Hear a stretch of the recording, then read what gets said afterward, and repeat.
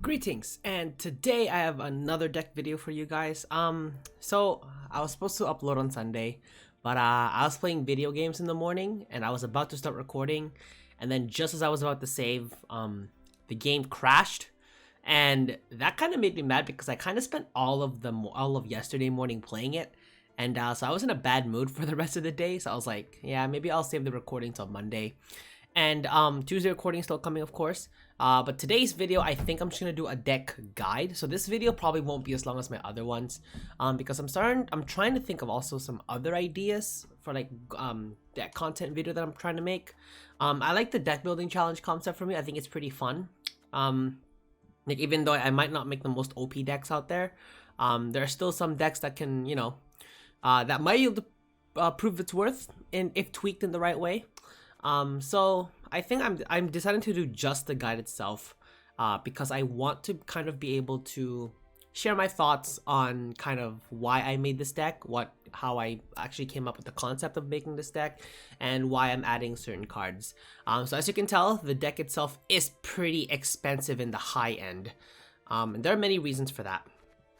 But before I actually get into all that, let me actually just start by kind of saying how I found this kind of deck. So I was trying to look for decks to make videos on, and I looked at Gwent up, of course, because where else would you look? I mean, I also look at Play Gwent as well. I look at both, try to see where like there's more variety for decks. And this one I came across this is a deck that I've already tried playing, but not in this particular way. I did try a control Firesword, but I did not have Yennefer. I did not implement Yennefer into it. So in this version, and I did see this kind of version too in Gwent where they implemented Yennefer, and they did have some bone talismans there. The deck that I saw uses two bone talismans. I only use one, and that's because I think it's a bit redundant to have both. And even especially since you have like other cards that you obviously want to play as well. So I'm kind of gonna go through the cards one by one. Well, if there's two of them, then it's two, of course. It's gonna go. We're gonna control them one by one. So sorry, I'm gonna go over them one by one, I should say. So starting with the top one, Portal. So you guys can already see. Portal is kind of used in conjunction with either the Slice Seductress or the Eternal Fire Priest. First of all, I put in two Slice Seductresses because the version that I saw in Gwent uses Adriano the Mink, and I thought that was a pretty cool concept. So I thought I'd try that part of the deck anyway. So Portal, I'm guaranteed at least one of the Slice Seductresses to come out. Because otherwise, if I don't do it, then these two are just like pretty slow cards on their own. But being comboed with Portal, I think, is not only is it deck thin, which is, as you guys know, one of my favorite mechanics when playing decks, but B, it also builds up quite a bit of tempo, because with Slash Seductress, as you all know, is whenever your opponent plays a unit, it gets boosted by one. But if there's two of them, any card boosted by one. So Slash Seductress pretty much takes off a point in value in any card that your opponent plays, as long as it stays on the field. Royal Decree, that's just more of a personal preference, because as you guys know, I love deck thinning. Plus, if there's like, let's say if I'm missing Yennefer and I absolutely need her for to get all that points boost, I definitely will get her. If I'm missing one of the Borsodi brothers, even though I've already played one, I could always get them out as well. It's any unit, right? Yeah, it's unit. So I can even use it on. Let's see, what else is good here? Possession of Penance, a 6 for 10 is always really powerful, especially if you're trying to run a very Firesworn control style deck, which is, I would say, is really fun. Now, the one thing I've had problems with in the past is having a row that's like full of units that don't get removed, and that's kind of where I ran into a roadblock, because there was no way for me to kind of boost my troops from there. And that's why Yennefer is here. Not just Yennefer, but Bone Talisman. They're not like the same thing, of course. Yennefer's obviously a stronger version, but Bone Talisman's always good for kind of that reassurance. If you want to do Bone Talisman in like round 1 or 2, and then Yennefer for round 3, depending on what kind of round you plan on playing. I tried to implement. Where is he? Where's that card? I think I did implement. Yeah, I did. Yeah, so I did. Sorry, I didn't try to implement. I did implement Grand Inquisitor Helvide, because he just gets you, all those fire swords. Honestly, so the combo of Grand Inquisitor Helvide with Yennefer Vengerberg and one more card in the third round, I would say that's a pretty strong ender already. So you have the Grand Inquisitor who that guarantees you 2 extra fire sworn, and Yennefer immediately adds I think 6. Yeah, immediately adds at least 6 value to, or actually at least 8 because she's a 2 power herself. At least adds 8 to your value. So, and depending on, but the thing is that the thing with her is it also depends on how many units your opponent has. So if your opponent out controls you, then you'll probably have to use its range deploy. Oh, sorry, its melee deploy. But I think most Syndicate decks I've noticed run Bincy. So because they run Bincy, it's not likely that they're going to be control based because they're relying on the engine at that point. So it really depends on the kind of deck you're playing as well, which is why it's fun that Yennefer has the kind of the split ability, which I always find to be fun because you never know really what ability to play until it kind of becomes crucial. I like to implement Igor the Hook here, but I feel like there's just so many elements that have already been included in this deck. Not to mention, he's just a target for big removal. If he gets poked even once, its Insanity effect kind of becomes obsolete, and I like using its Insanity effect as opposed to paying the fee. Even though I do have quite a bit of income, which takes me to my next card, Adriana the Mink. I kind of already went over it. It's pretty much to get that extra Sly Seductress to kind of pair up with one or both of them that come out of Portal. It's not necessary that you need 3, but you know, it always helps. Because you just need the 2 units to get its bonded ability, but I don't know, I think if you get all 3, and it's all gonna get the bonded ability. So it doesn't stack in any way, but you know, that extra boost is still really powerful. The Borsodi brothers are obviously really powerful. One gets stronger if the other's in the graveyard, of course. And honestly, most of what I do here is this is where kind of my damage mechanic comes in, because I can tell I'm running a boost control, so I don't have any sources of damage or removal, which is kind of where the Borsodi brothers come in. Horse Borsodi is not going to be like my game winner or anything. He's just kind of there to kind of set me up for Uwald. Because Uwald is where I'm gonna get most of my removal from. I don't need the boost as much because I have Yennefer, I have Bone Talisman, and if Sacred Flame stays, then every spawned unit gets boosted by 1 already. So that's what the Borsodi brothers are there for. They've always been reliable in terms of boost or removal depending on what you need, of course. But in the case of this deck, Uwald would be proven more useful to you just to add that extra, mechanic to your deck, not just your control, not just boost, but now you have a bit of removal as well. Bone Talisman, we kind of already went over, is a weaker version of Yennefer. Does boost all allied units. Well, I wouldn't say it's weaker because it boosts only the allied units. So, they're hand in hand. They both boost. They both really help control decks. The Procession of Penance, doesn't get damaged by anything if you have a lot of Fire Sworns in your field, which is kind of the purpose of this deck. That's what you're trying to do. Congregation is meant to be, I don't know, I like to think of it as like a first turn play, if not first turn play, because you got to make sure you have 0 coins when you play it, right? You get the most value out of that. So either you play it on your very first turn, but if you play it on your first turn, just remember, I recommend that you actually do commit on your first round if you do choose to play Congregation, either on the first turn or after you play Sacred Flame. So, just kind of a word of warning there. Again, big control boost. Play Yennefer with it. I play Bone Talisman with it. Yeah, I think Yennefer is better suited for kind of like the end round.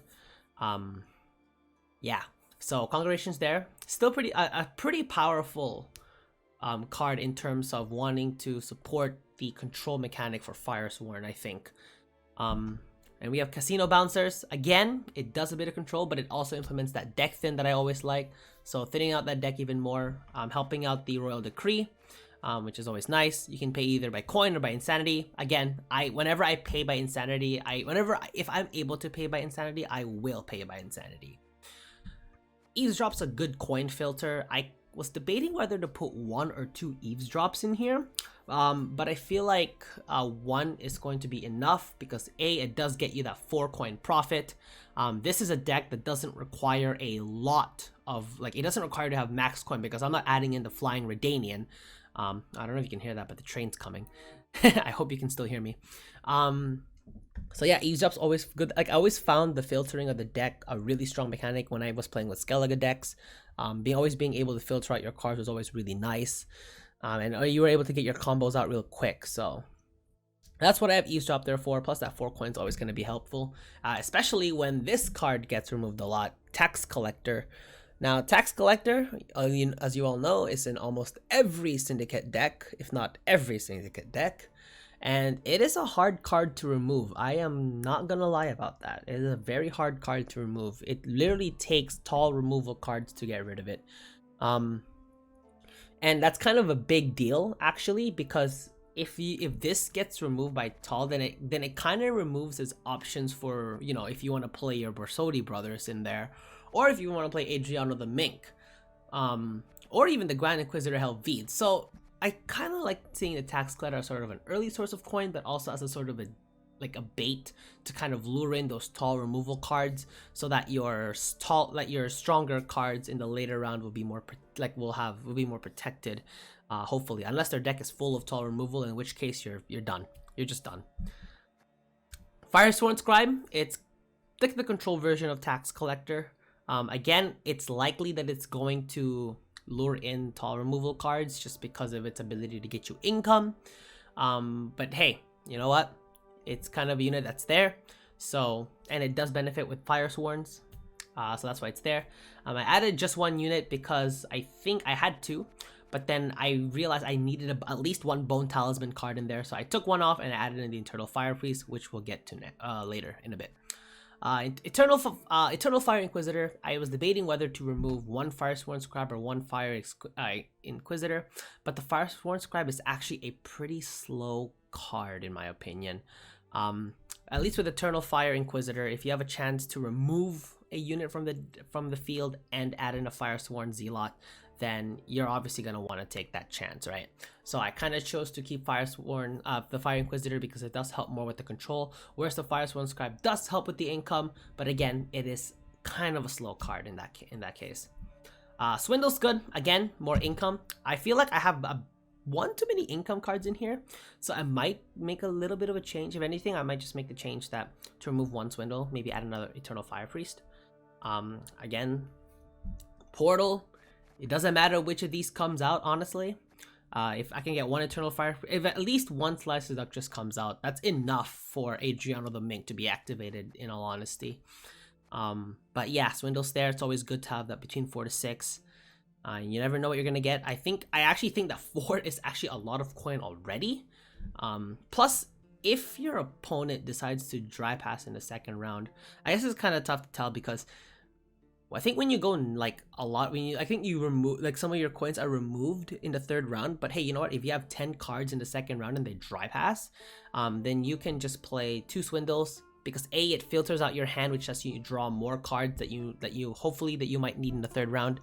And B, you get that coin. Even though it gets removed, at least you'll still have some coin. Like, if you start at 0 coin in the second round and you use 2 Swindles from 10 cards, gets you all the way up to 9, depending on how lucky you get. And in the third round, it gets you down to 5. So you still have that coin. You have coin there, like, no matter what. Even though you won't retain all of it, you still have some. So that's why Swindle's there. So again, debating whether to have 1 or 2. Maybe just 1, maybe just 2, I'm not quite sure yet. Slash Seductress, as you all know, you know why she's there, because of that Adriano the Mink. Plus any card that your opponent plays, it's gonna get boosted, whether they play a unit or a card if they're bonded. So, and you can always pay that fee to gain a shield, because again, because I have so much income coming in, maybe it's worth paying a shield. That way they might have to kind of exert a little bit more to get rid of it. And it always helps when you want your opponent's resources to be exhausted from kind of your more, you know, lower end cards, even though Slash Seductress can actually be pretty powerful. So I wouldn't say she's low end, but, like, you know, there are some of these cards that you'd want to protect. Like Ewald, I would say Ewald, in my opinion, is one of the highest priority cards that you gotta protect in this deck because of his ability to remove. So, And Eternal Fire Priest is there as a self-boost engine for whenever you spawn a Firesworn Zealot. So it's kind of, I wouldn't say it's the typical control Firesworn. And Cyrus Hemmelfart, of course, spawns a Firesworn. I should have started with the leader, I don't know why. And it does control and it does your income. So it's kind of the perfect balanced leader for this style of deck. So this is the deck list that I have created, or sort of my spin-off of the deck list that I found on Gwent Up. I'm still, again, I kind of mentioned this in the beginning of the video, I'm trying to think of different ideas, and I apologize that this is going to be posted on a Monday night as opposed to a Sunday night, because, you know, like I told you in the story, Sunday night was just not that good for me in terms of, like, you know, playing video games, because it crashed on me, and, like, you know, this makes me want to, you know, cry, but it happens. But you'll get your video today, and tomorrow I'll be posting some gameplay of this deck if you guys are interested in that one. Be sure to look out for that one as well. If you guys did enjoy this sort of deck guide video, I kind of like this one because I got to kind of retain, like, kind of gather my thoughts, as opposed to, like, spend the 3 minutes in the beginning section of the deck guide video kind of just rambling on about all the cards. But I think being able to go through these one by one is kind of a good way to, you know, not just for you guys if you guys are looking for decks out there, but also kind of for me to kind of refresh myself as to why I made this deck, what were the thoughts going in my mind when I made it. Of course, if you guys think that there are improvements that can be made, and I think there are, do let me know in the comment section below. Leave a like if you guys did enjoy this video, because I do enjoy making these kinds of videos, and consider subscribing, because I'll be probably posting more content soon. Anyway, this is Enzo signing out. I'll see you guys in the next one.